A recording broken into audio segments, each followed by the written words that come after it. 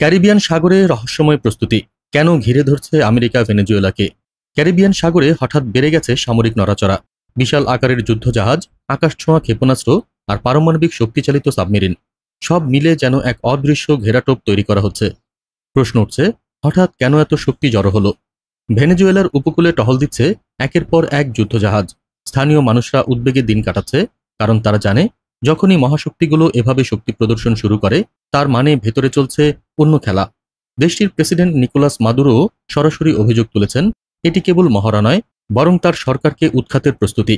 তিনি সতর্ক করেছেন, আক্রমণ হলে ভেনেজুয়েলা পরিণত হবে সশস্ত্র প্রজাতন্ত্রে। তবে ওয়াশিংটনের ভিন্ন দাবি।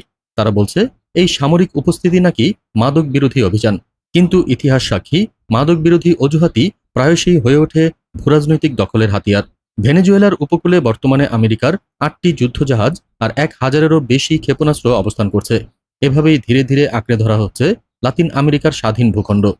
বিশ্ববাসী অপেক্ষায় আছে, এই উত্তেজনা কি ভেনেজুয়েলা ও মার্কিন যুক্তরাষ্ট্রের মধ্যে সরাসরি সংঘাতের পথ খুলে দেবে?